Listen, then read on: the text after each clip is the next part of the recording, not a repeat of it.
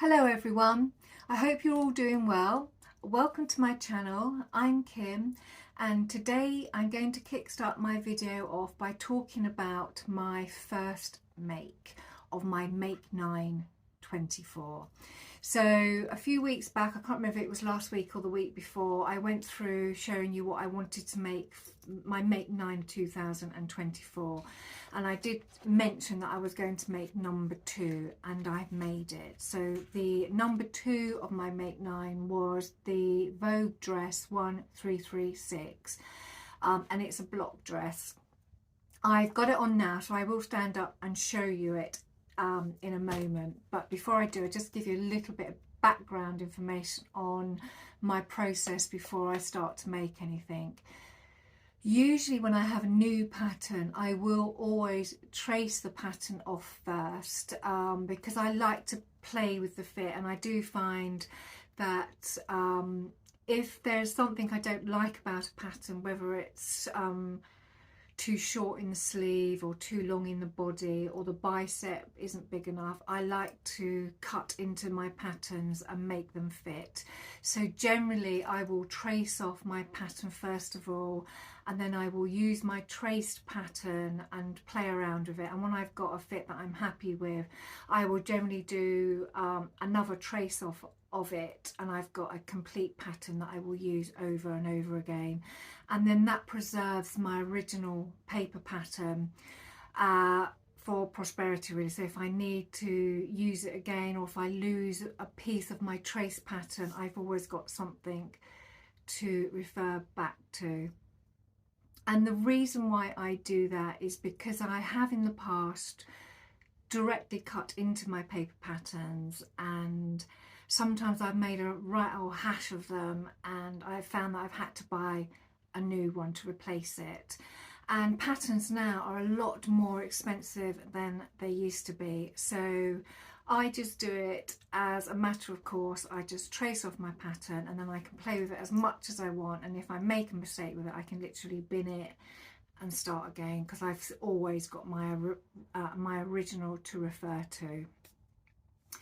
But in this instance, because I hadn't made this pattern before, and I was a little bit unsure of how it would fit, because I haven't made a dress for a very long time, and I haven't made that many things in knit or stretch fabric. I've been experimenting a bit with stretch fabric this year, because as you know, I've made a few hoodies and I've really enjoyed working with stretch fabric, and this dress is in stretch fabric, and I know it's got quite a bit of give, and the nice thing is you don't have to incorporate zips and things like that, so they're usually quite quick things to make up. But what I did this time is I traced my pattern directly onto calico muslin, and just to show you the muslin, you will see here, if you see here, this is a smaller size that I've traced on directly onto the fabric, and this is the size that I originally cut, and obviously there will be seam allowance and everything, and you can see there yet again there are different sizes. Now this is a Sandra Betzina pattern, and her patterns, as mentioned before, do not run in sizes like from 8 to 24. They're alphabetically registered on the back of the packet, and I think in some ways it makes it easier for you to then really concentrate on the bust, waist and hip size. So, and I did that, and what I did is I went with the bust, waist and hip size, but I did a size smaller, the size that she recommended, and a bigger size, and I traced the 3 sizes into my calico, my fabric here, and then I stitched it up. So I stitched up just the front bit, and you can see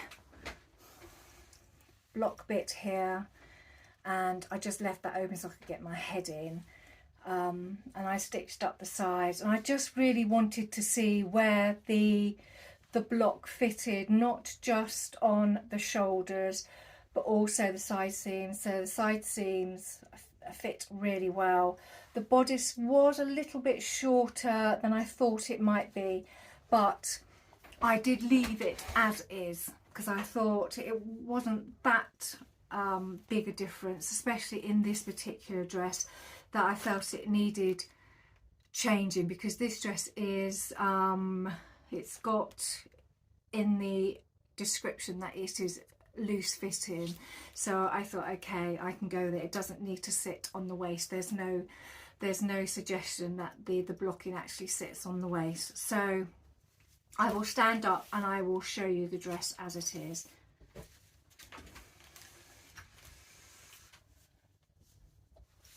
So here's the dress. I put an image of the dress to the side so you can see what it looks like from the drawing.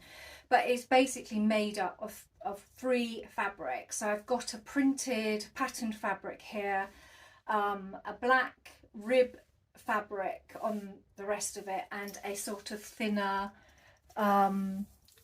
jersey knit on the sleeves. It's quite nice, and you see the back.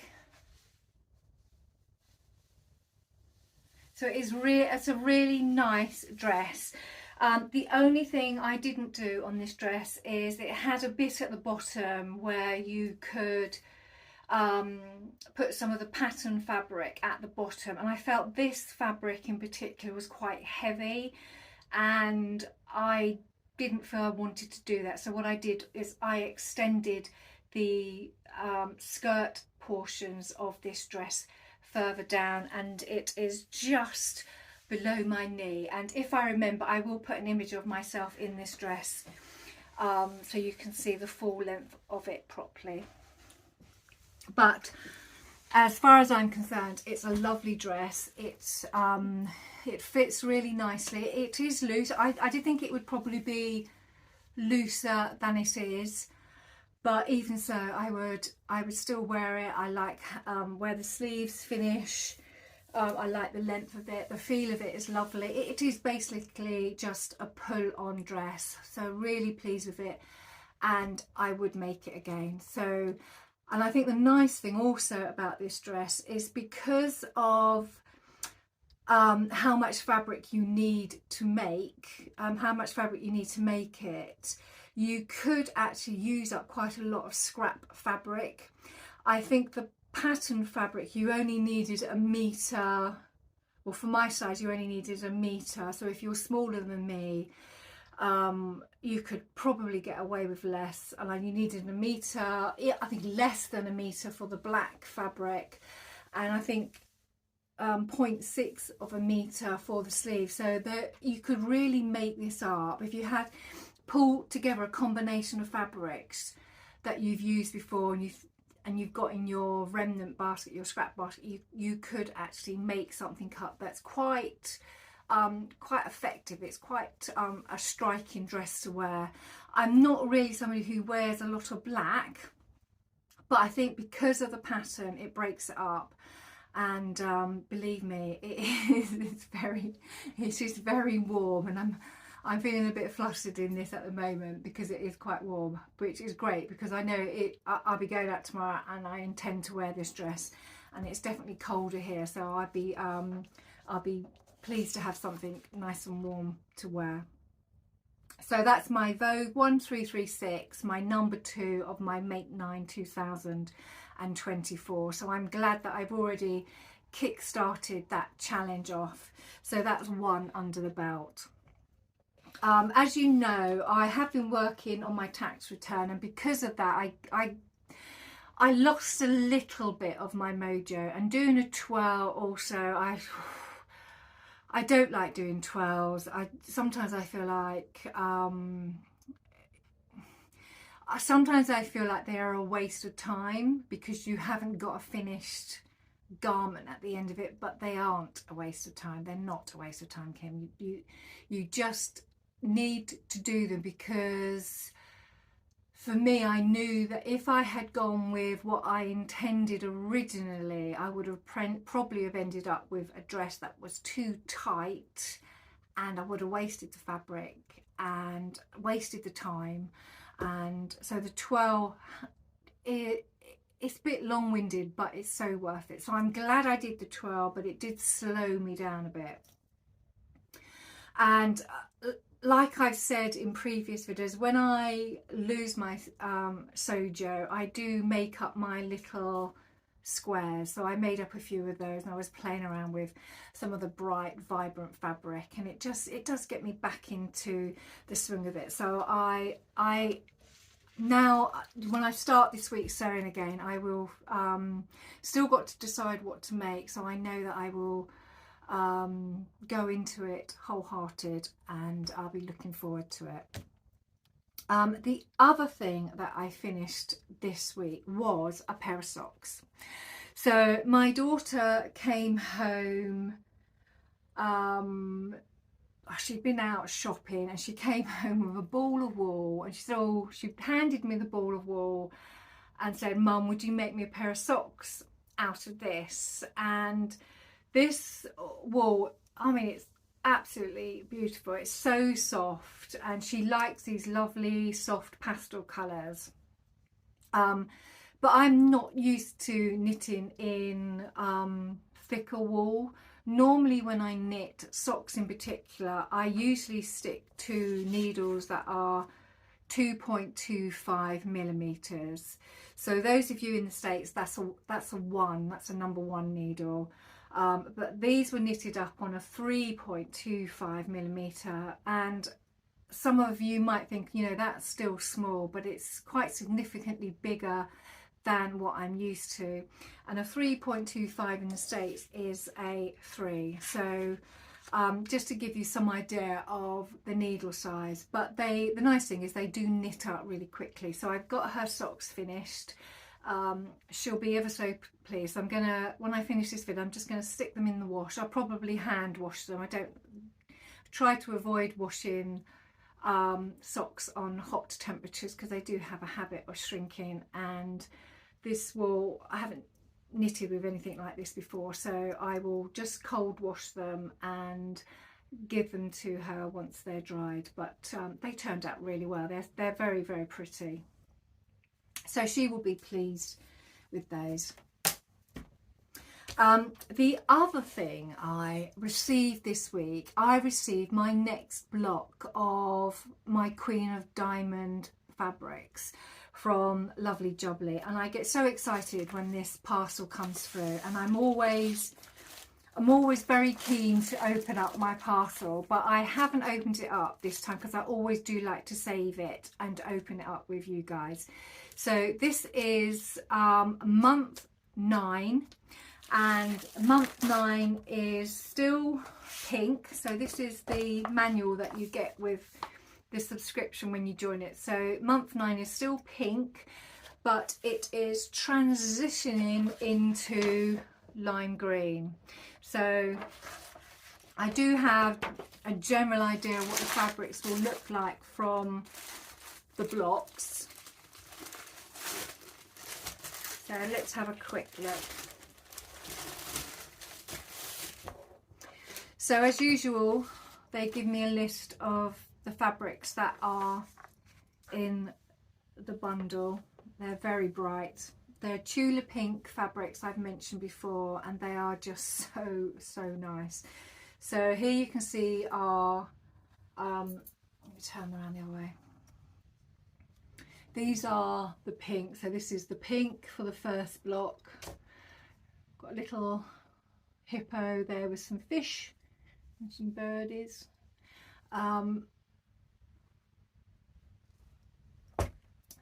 Spotty pink again. So pretty. And you can see by these colours how well they work together. And then we're going into the lime green.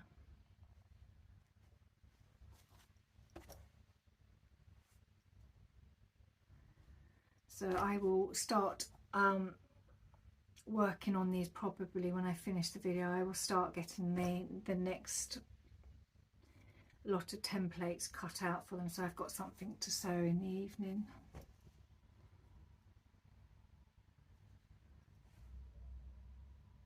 I mean, they do give you a lot of fabric for the blocks that you make up. You do have a lot of this fabric left, and I have been thinking, what am I going to do with the remainder of some of these fabrics? And I know a few of them will be used to make cosmetic bags. Quite a lot of it will be used to make my little squares, because I still have a desire to make a quilt making up those squares. And I know from watching Terry Rowland, who was the lady that gave me the idea of the squares, that she has made up a beautiful quilt using those squares and building up the colours, and that image is still in my head, and I would really like to make a quilt of those eventually. But I'm not setting it as a challenge, because I know that, you know, to make 600 squares up, at least 600 squares up, is, you know, it's quite a lengthy process. So I'm just making up as I go along. I mean, it might even take me 5-6 years, but you never know, I might still be with you in 5 or 6 years, and we could be talking about making up a quilt. So watch this space. So that's my Queen of Diamonds fabric, so I shall get working on that, and hopefully be able to show you the finished blocks next time.